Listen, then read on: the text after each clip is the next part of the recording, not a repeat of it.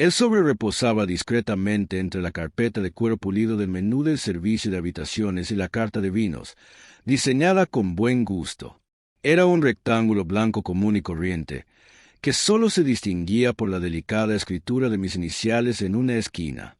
Le temblaban las manos al alcanzarlo, deteniéndose como si el papel pudiera quemarle la piel desde mi posición en el bar del vestíbulo del hotel.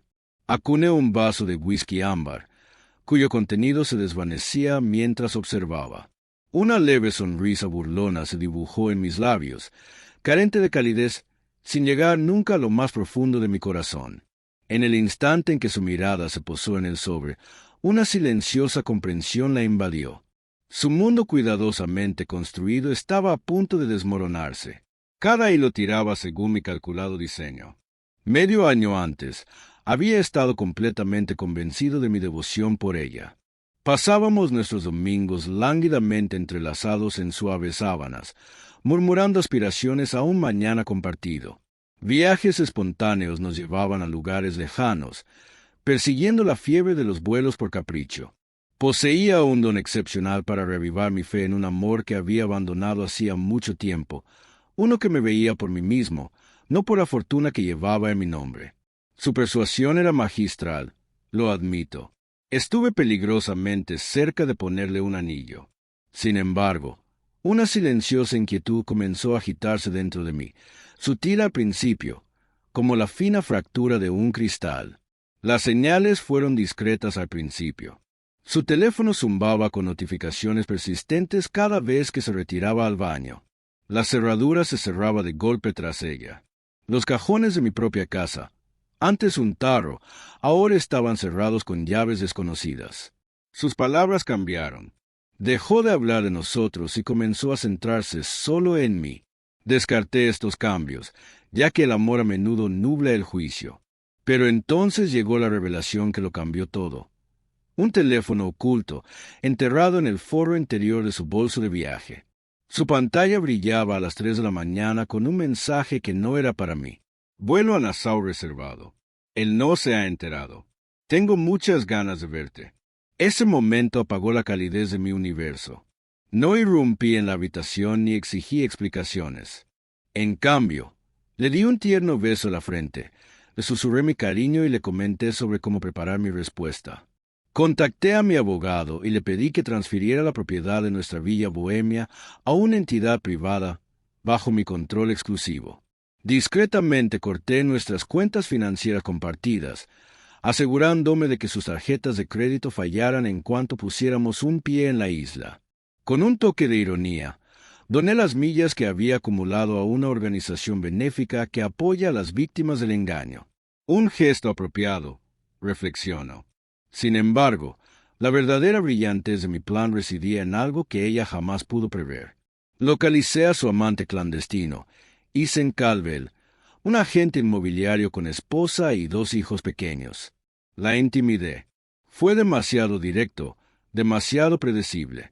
En cambio, le propuse un trato, la absolución total a cambio de su inquebrantable ayuda.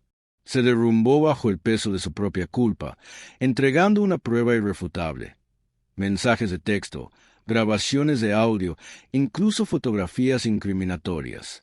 Con su colaboración, armé un caso invencible, un registro meticuloso de cada engaño. El hotel fue mi escenario predilecto, disfrazado de retiro romántico. Ella creía que estábamos allí para reavivar nuestra pasión. Suite con vistas al mar, prosecco frío, el espectáculo completo. Cumplí mi papel a la perfección, atento y cariñoso. En nuestra última mañana, mientras ella disfrutaba de una sesión de spa abajo, dejé el sobre justo donde lo encontraría. Dentro yacía su perdición, una recopilación de sus propias palabras extraídas de mensajes de texto y mensajes de voz interceptados. Había imágenes de sus maniobras financieras, una copia del acuerdo prenupcial que ella creía que yo había respaldado pero nunca lo hice, y una declaración notariada de Isen, llena de remordimiento. En primer plano, un aviso legal reclamando la finca costera que había planeado confiscar, ahora firmemente restituida a mi posesión. Cuando abrió el sobre, el mundo pareció contener la respiración. Su tez pálida, su respiración entrecortada mientras revisaba los documentos. Sus dedos se aferraron a las páginas como si pudieran estabilizarla ante el torrente de su propia traición. Entonces llegó el instante que había anticipado. Ni histeria, ni sollozos, sino el lento amanecer de su derrota. Sus ojos se alzaron, recorriendo la habitación hasta que se encontraron con los míos al otro lado del bullicioso vestíbulo.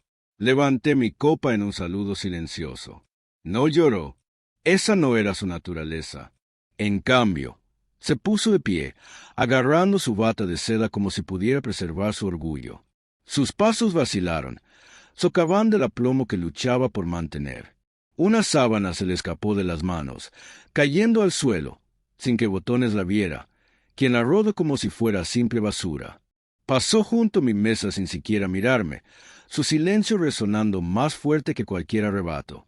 Me quedé un cuarto de hora antes de subir a nuestra suite. Había desaparecido. El armario estaba abierto. Sus prendas estaban desparramadas en desorden, abandonadas en su prisa por huir. El colgante de esmeralda que le había regalado en Venecia seguía intacto sobre el tocador. Lo dejé allí, un sutil recordatorio de su derrota cada vez que se enfrentaba a su propio reflejo. 2 días después, llegó un solitario mensaje. ¿A esto le llamas triunfo? No respondí. El triunfo nunca fue mi objetivo. Se trataba de desvelar la verdad, de entregársela con precisión quirúrgica para desmantelar la fachada que ella había erigido con tanto cuidado. Me había confundido con el tonto, el blanco fácil, pero fui metódico y apresurado. Le permití tejer su propia trampa y luego le presenté los medios para atraparla ella misma. Ahora, cada vez que relata esta saga, inevitablemente concluirá en ese vestíbulo soleado con un sobresencillo marcado con mis iniciales y con el hombre que descubrió su engaño y salió ileso. Ella queda hecha pedazos, mientras que yo simplemente me siento liberado.